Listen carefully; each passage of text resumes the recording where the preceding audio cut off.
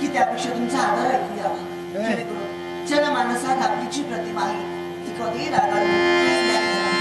आपणही दक्षिणा ही दक्षिणा कर्तव्याच्या बंधनात आम्ही कधी अडवतो, कारण भावनेपेक्षा कर्तव्य श्रेष्ठ आहे आणि भावनेला प्रथम महत्व दिले असेल तर कर्तव्य अपुरं राहणार आहे आणि ते कर्तव्य परिपूर्ण करत असतात.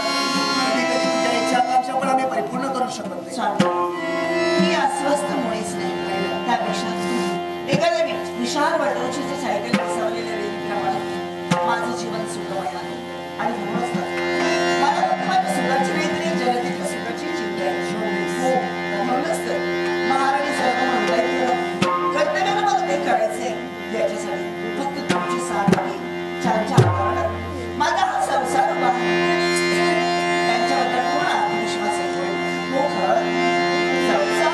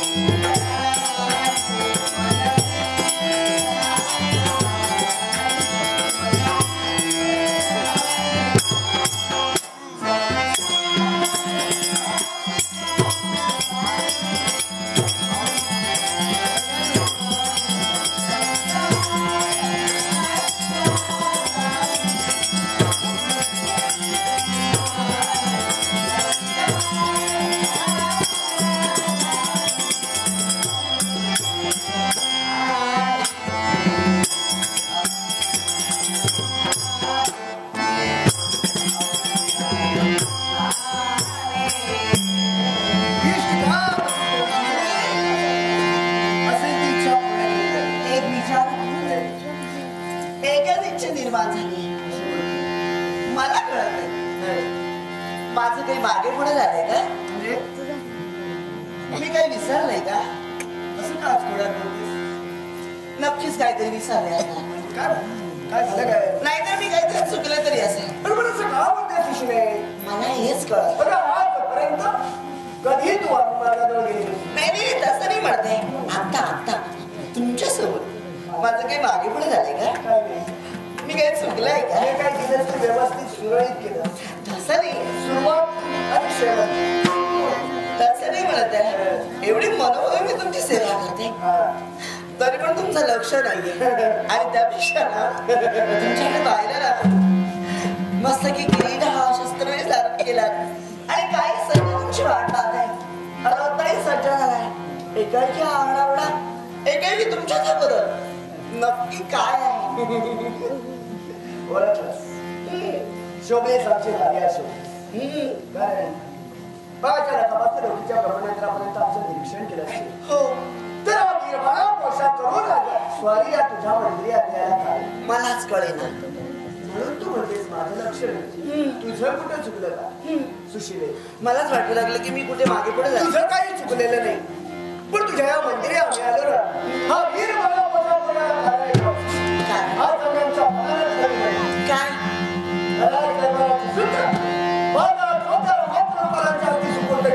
त्यांच्या हाती का? आणि मी निघालोय तो हिंस शास्त्रांचा हनन करण्यासाठी अरण्याच्या ठिकाणी उचित क्षत्रिय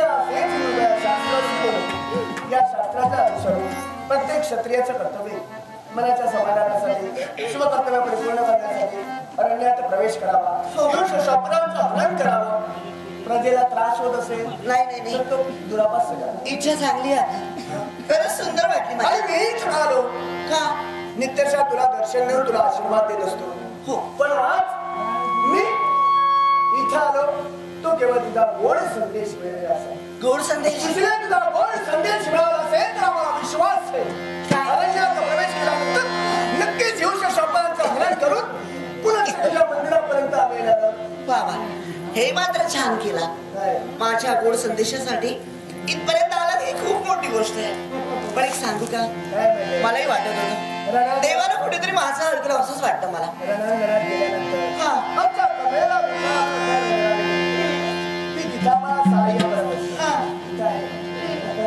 आणि संसारात तू आम्हाला सहाय्य करतो. तू आमची संसार देवते आहेस. तू आमची मागे आहेस. तू आमच्या अर्धांगिनी आहेस. अर्धांग आहेस.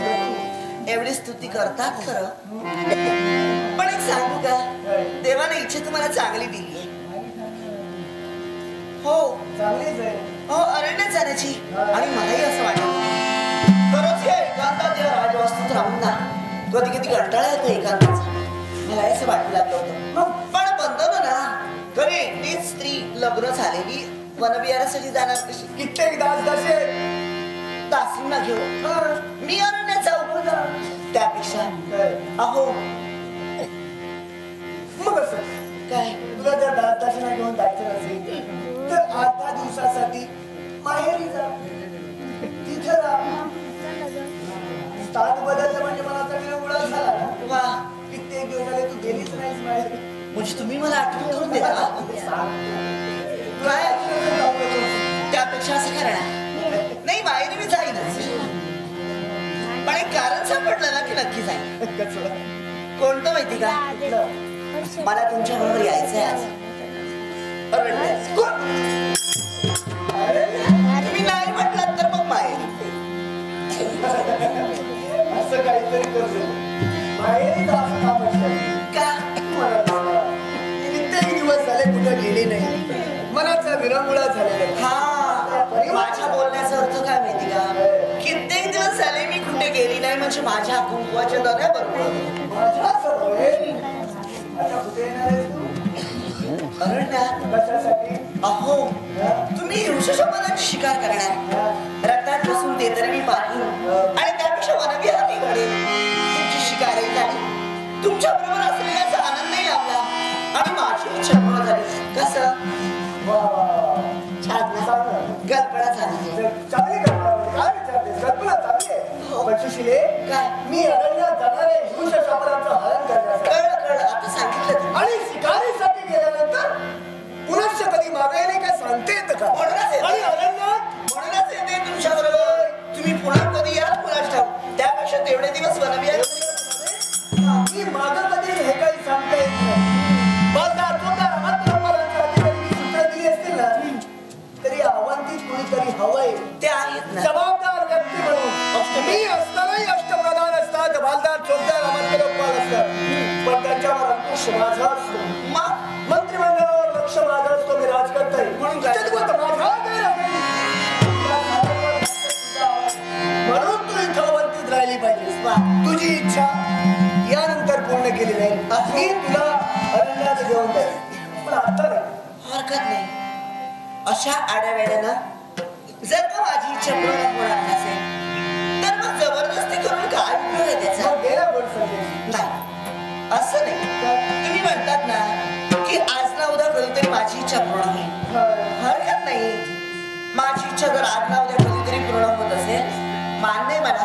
मी सुद्धा आज ना उद्या केव्हा तरी तुम्हाला गोड संदेश मी निघाला होता ना, पण मी गोड संदेश तुझा गोड संदेश मिळाला नसेल तर मी अरण्यात जाऊन सुद्धा मला साध्य होणार नाही. मला तुमच्या बरोबर यायचं.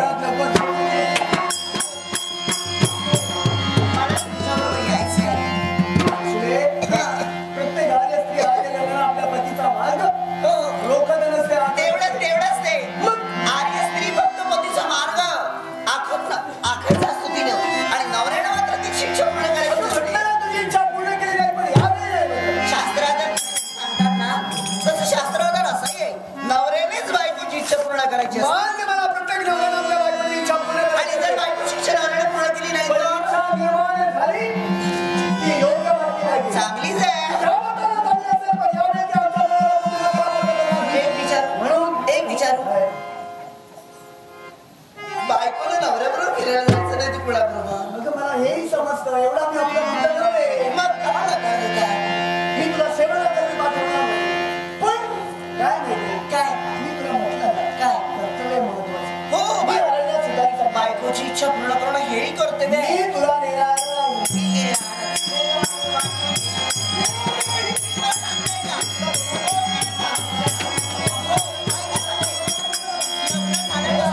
लग्न झाल्यापासून आपण तेव्हा भांडलो नाहीये. उगीच भांडण करून मोठ्याला म्हणून दासींना वाव देतो.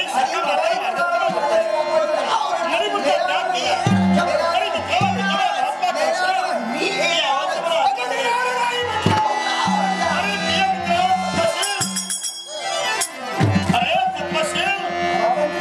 तुमच्या एकेरी नावानं वाटलं नव्हतं एवढ्या दूर दूराला वाटणार.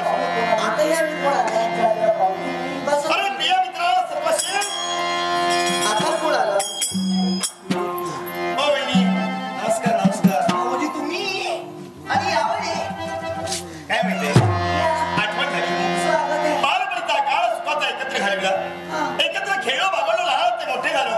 एवढाच नव्हे, गुरु आश्रमाचा त्याग करून अवधच्या राजभ्रष्टामध्ये माझ्या मित्राचं आगमन झालं आणि मणिपूरच्या साम्राज्यात हा प्रताप देऊन गेला. पण मी त्याला दोष देणार नाही, कारण प्रपंच म्हटल्यानंतर राजकारण आणि प्रपंच हे एक महाध्येय आहे, आणि ध्येयाकडे जात असताना तो आपल्या कर्तव्याला क्षणभर चुकला असेल. तो आहे इकडं, त्याला म्हणावं मी आलोय. माझा संदेश जाऊन सांग. काय ओरडत राहिला? मी सांगत होतो कोणीतरी आलंय म्हणून, तरी पण तुमचं लक्ष नाही. कोण आले? कोण आलंय काय? हो, आपल्या जवळचे आलाय. कोण जवळचे? जवळचे म्हणजे तुमचेच नाही. हो, माझे भावनी प्रताप हो.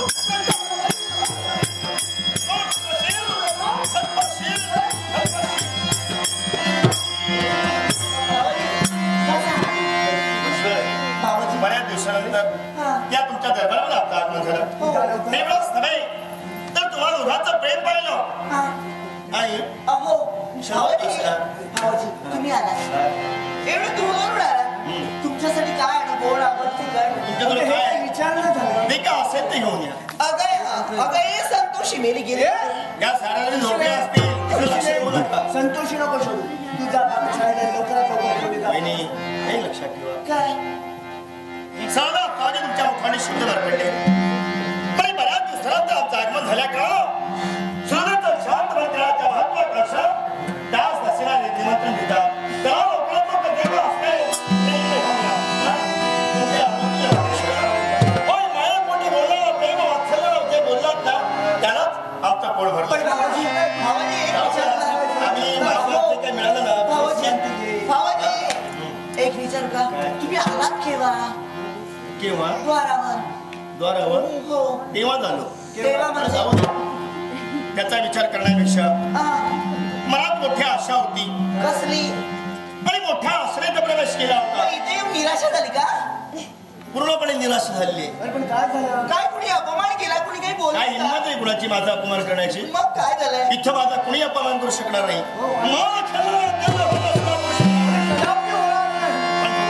या अवस्थेत तुझा अपमान सारं फुकट गेलं. पण फुकट कसं जाईल भाऊजी हा. अपमान नाही झालं तर फुकट कसं जाईल तुम्हाला कदाचित वाईट वाटेल. काय ते शब्द बाहेर पडतात क्षणी आणि ते मन खचू नये म्हणून आणि ते शब्द आमच्या मुखात पण भाऊजी सांगा ना काय घडलंय ऐकायचं नाही. मला एक सांगा मोठी आशा होती मोठी आशा होती. कसली तुम्हा दोघांचं लग्न झालं मित्राला भेटायला निघाले खरा पण तुमच्या राजप्रसाद येता क्षणी आम्हाला कुठेतरी काका म्हणेल पण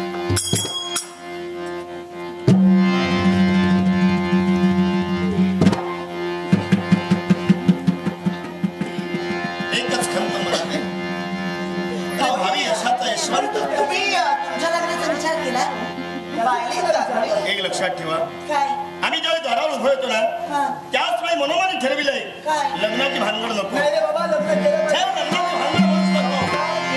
पण भाऊजी दारावर कुणी अपमान केला का अपमान केलेला नाही मग ते ऐकलं ना काय कारण बधीर झाले असते तर फार बरं झालं म्हणजे असतं. कोणी काही तुम्हाला बोललं का एकमेकाच्या अंगावर झालं जोर जोरानं मोडलं याला काही अर्थ आहे का? काय कोण बोलत होतं? काय नाही काही नाही. आम्हाला काही पिशात बरं झाली आहे. म्हणजे वहिनी तुम्ही पाहता हो लग्न झाल्या दिवसापासून बघत झालंय आपल्या नवऱ्याला मुठीत ठेवण्याचा प्रयत्न करता नाही पण हा तसा मुठीत राहणार नव्हे. मोठी फुटे हातात राहत नाहीत ते त्याच्यापेक्षा मी तुम्हाला एक सांगतोय काय दोघांचं भांडण काही कामाचं नाही. हा जो क्लेश निर्माण केला त्या क्लेशामुळे काय होणार आहे? भाऊजी तुम्ही मला दोष आर्याला मुस्लिमांना जन्म देणे. तुला दोष देणं हे माझं कर्तव्यच आहे. कारण भाऊजी मला सांगा स्त्रीनं आपली मर्यादा सांभाळली पाहिजे. हो पण भाऊजी नवऱ्यासमोर किती बोलावं याला मर्यादा आहे. भाऊजी तुम्हीच सांगा मला मला कोणी सांगितलंच नाही वाटतं. हो. आई बाबाला सांगितलंय ना हो याचा विचार पण कर. भाऊजी मला सांगा तुम्ही अहो अहो तू घाबरू नकोस मी आहे तुझ्या पाठीशी. भांडण झालं तरी चालेल. हा. नवऱ्याला बायकोची इच्छा पूर्ण करायची असते चांगली असली पाहिजे ना. यांच्या बरोबर जाणं वाईट गोष्ट आहे का पण महत्वाचं काम असेल तर तो तुला देऊ शकतच नाही ना. तो बरोबर मिळणारच नाही. भाऊजी तुम्ही असं बोलता का? तुमचं अजून लग्न झालं नाहीये म्हणजे बायकोनं हट्ट काही केला तर तुम्हाला कळायचं नाही पण त्याला काही निरामय नाही ना. हा. इच्छा दोन प्रकारच्या मी असतात. मर्यादेनं बोलते. एक मर्यादेनं दुसरी बायकाची. हो. एका इच्छेबाई मार तुझं जीवन उचलून असतं आणि बायकाची इच्छा निर्माण झाली ना पण सारं सर्वस्व जीवनात माझी इच्छा वाईट आहे का हे काय म्हणाला काय? किंवा तो काय म्हणतोय हा. हे दोघांनी सांगितल्याशिवाय आल्याला पाहते. सांगा, तुम्ही सांगा. बोलत राहता हा काही बोलत नाही. घाबरतोस का त्या बायकोला? घाबरायचं नाही. हा. मी राजाला असतो आणि त्याच वेळी ठरविलं अरण्याच्या ठिकाणी हिंस शब्दांचा हनन करण्यासाठी बरोबर आहे बरोबर आहे. इच्छा तुझं काही चुकलेलं नाही. इच्छा मुगया साथ करणं आणि कमरेला वेगळ्या वस्त्री पवित्र रंगाने हिला रक्तस्नान घालणं हे वीराचं आद्य कर्तव्य आहे. वीर स्त्रीला शोभे हेच कर्तव्य करतो. आणि हे काय म्हणते गोड संदेश घेण्यासाठी इच्छा. हे गोड संदेश येण्यासाठी इथपर्यंत आली मी काय सांगितलं एकटेपणाचा खूप कंटाळा नाही तुम्ही जर अरण्यात जाता ना तर तुमच्या बरोबर मी येते जेणेकरून मला बी आहे काय माहिती काय अरण्यात गेल्यानंतर व्याघ्र इत्यादी प्राणी असतात. नजर वाकळे किंवा काय घडेल हे सांगता येणार नाही. आणि तू जर समय निघून गेलीस आणि समजा एखाद्या मार्गाने अंगावर ताक असताय तर व्याघ्राचे हात करणार की तुला सांभाळणार? भावाजी हा.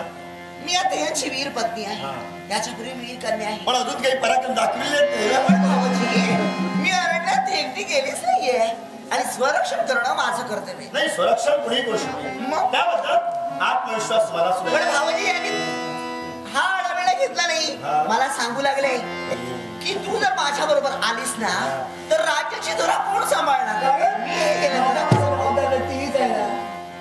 तुम्ही भांडत जाऊ नका. मला भांडलेलं आवडत नाही. मग भावाजी मी यांना संसार म्हणजे रथाची दोन आणि चाक आता आहेत. तुम्ही आलात ना आता काय संसार येतात पती रथी आणि पत्नी सारथी. सारथ्य कर्म करणारी पत्नी जर कुशल नसेल तर हा संसार म्हणजे इथे कोणीतरी हवा जबाबदारी व्यक्ती नसेल म्हणताय तर हा वाटतं तुला येऊ शकणार नाही. आणि प्रथम काय सांगितलं माहिती का गोष्टी प्रधानांच्या माती जबाबदारी दिली आहे म्हणून आणि मी येते म्हणून सांगितल्यानंतर त्यांच्यावर जरी जबाबदारी दिली ना तरी पण त्यांच्यावर लक्ष ठेवायला कोणीतरी हवं. एक लक्षात तिनं बापाच्या घरचा किनारा सोडला आणि नवऱ्याच्या घरचा किनारा जोडण्याच्या महत्वाकांक्षानं अथांग अशा महासागरात जीवनाची जीवन नौका लुटली आणि त्या जीवन नौकेला कुशल नवाडी म्हणून तुझी नियुक्ती केली. मग ही नौका पहिला तरी हे तुझं आद्य कर्तव्य. लग्न झालं नाही तरी जन्म घेणाऱ्या माता पित्याच्या इच्छा आकांक्षा पूर्ण केल्या पण लग्न झाल्यानंतर बायकोला जे काय हवं असेल ना ते देणं हे नवऱ्याचं ब्रीद आहे.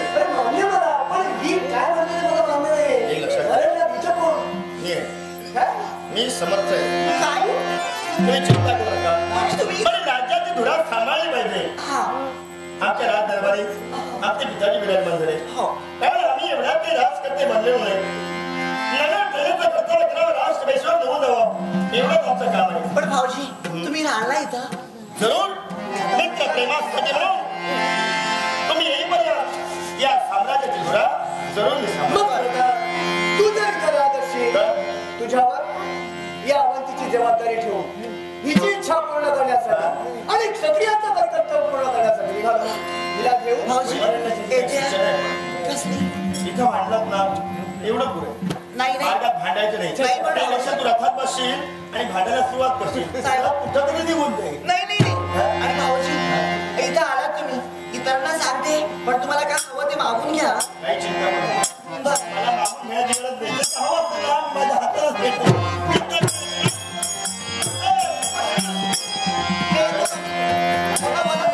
काय माहिती अरण्या शिकारीसाठी निघालास लुगा किंवा साध्य होईल हे काही सांगता येणार नाही.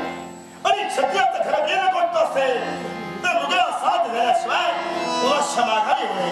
तू जो निघालायस ना तो पुनश्च केव्हा येणार हे मला प्रतिज्ञा अरण्याच्या ठिकाणी गेल्यानंतर मी पुनश्च कधी येणार आहे हे तुला प्रतिज्ञापूर्वक ऐकायचं असेल तर ऐक.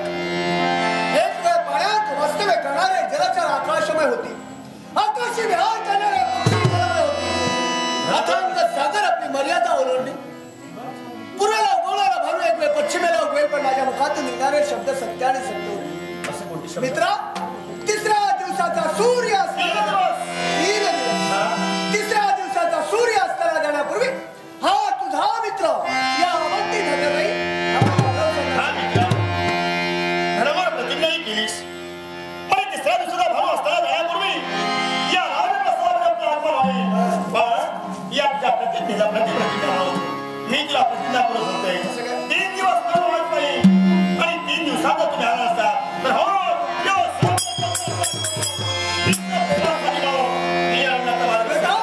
तुझ्यावर कधी येणार नाही.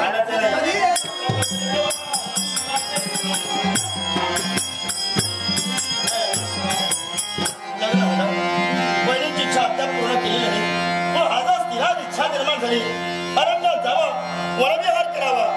पण हे 3 दिवस साम्राज्य सांभाळणं हे आमचं कर्तव्य म्हणून निघावं.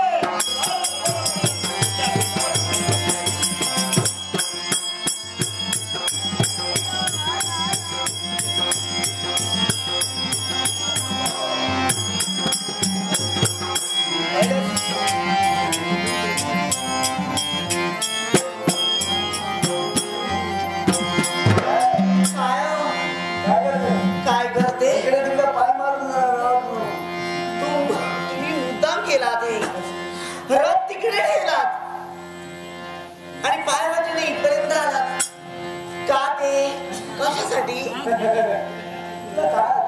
काय अरण्य म्हणजे काय फक्त बहुत आली माझ्या नाही पण तुम्ही शिकारीसाठी आलात ना. अरे हेच मी तुला महाराज समजावून सांगत होतो. पण हे तुम्ही मुद्दाम काय काय बोल पडला काय मला समजतं असं समजलं होती नाही तर ओ तुम्ही मुद्दाम रथ एवढ्या दूरवर ठेवलाय. मला सांग या दऱ्या खोऱ्या पालख्या करत काही रथ जाणार आहे रथ मार्गाने चालणार आहे. आपण मार्ग तिथं संपला आणि वृक्ष शपथा काही मार्गावर बसली नाही. पण आपण- या राजाने आम्हाला ठार मारा म्हणून. आपण शिकारीसाठी आला. कैच सैनिकांची तुकडी तुमच्या बरोबर आहे. मग सावध जर दिसलं तर ते सावध करणार ना तुम्हाला. याच्यासाठी या अरण्याला वेळा ते देतील. हो. आणि मी त्या अरण्यात जाऊन शिकार साध्य करतो. नाही ते वेळा देतील. तुम्ही मला पाय वाटून फिरवत चला. पाय वाटेने फिरल्याशिवाय तुला वनविहार केल्याची मज्जा कळलं मला. का मी तरी- मुद्दाम आले म्हणून तुम्ही असं करतात ना. नाही ग. नाट्यच करून कार्तिक आरोडकर यांनी पारितोषिक दिले करून सर्वांच्या आभार. बाळकृष्ण गोरे दशावतार नाट्य एक विनंती आहे. एवढं दूरवर चालत आलं. अच्छा, थोडंसं. हे बघ. मी खरंच सांगते चालण्याची सवय नाहीये मला.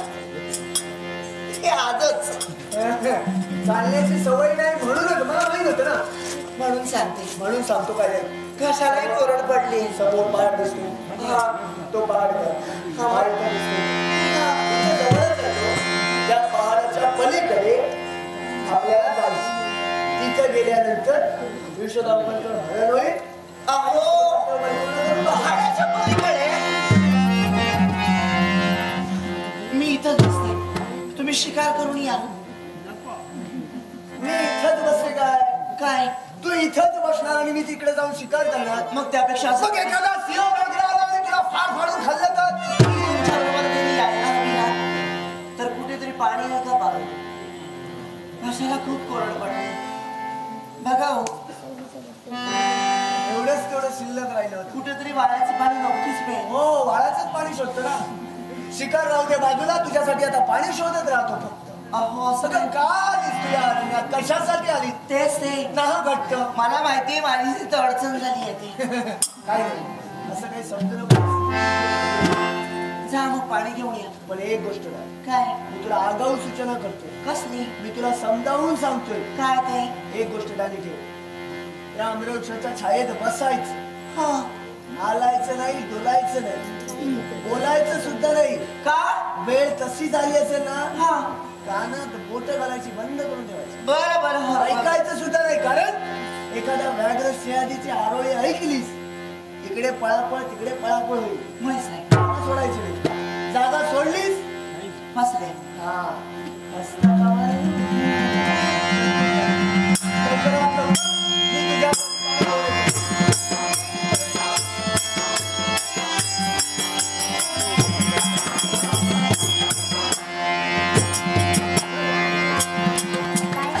काय खरं नाही माझं असं वाटतं मला. उगीच यांच्या बरोबर आले.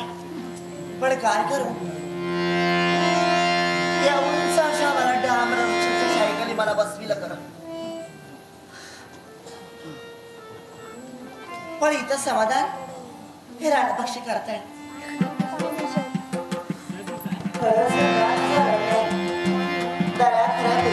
दूरवर पाहिलं खरं की शिकांत बदलवान यासारखी ताटली पाहिली. हो पण या बाजूला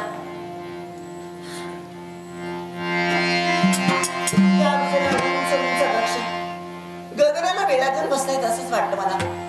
गगनाचा वेध घेता अशा एकांतात दूरवर पाहिलं तर हिरव्यागार गवताची चरमस्त पैदा केलेली पडणार असं वाटतं की अमृत झोकून द्यावं आणि या निसर्गाचा निलिमा घटका घटका असा प्राशन करत राहावा. सुरू परवा देवदार झील यांसारखे गगनचुंबी वृक्ष आपल्या बरोबर माझ्या सोबत आहेत असंच वाटतं मला. हो अनेक पक्षी अनेक आवाज यांचे आवाज ऐकू येत आहे. यांचे संकेत फक्त माझ्याकडे पाहणं आणि चिवचिवाट करणं. हो पण यांची भाषा जर मला आली असती ना, खूप काही बोलले असते तुमच्या बरोबर.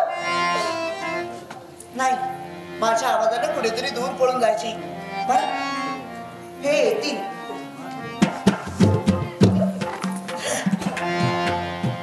अशा एकांतात मला एवढं समाधानी झालं ना. कुठे ना कुठेतरी कोकिळ पक्षी नारात्राची रागवणे साऱ्या वसुंधरेचं स्वागत करतोय. हो अक्रोत लिंब लिंब धोरण यासारखे अनेक सुटले या बाजूला. पण अशा एकांतात मला या वृक्षाची शायरी इथे बघायची आहे. तो मयूर पक्षी मला पाहून कसं दूर दूर करायचं प्रयत्न करतोय.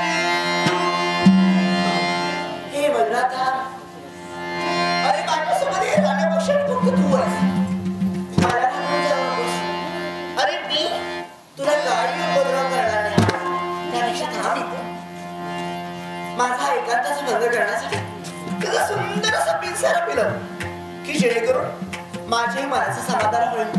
हो, अरे फुलवणा,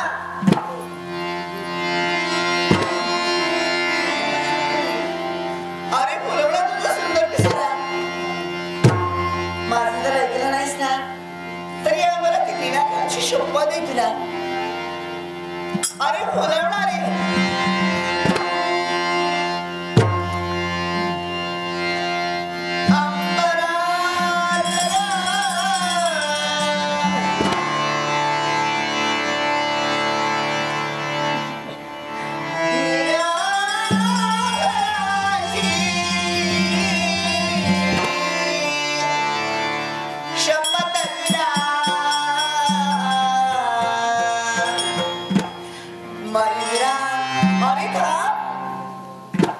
अरे थांब ना,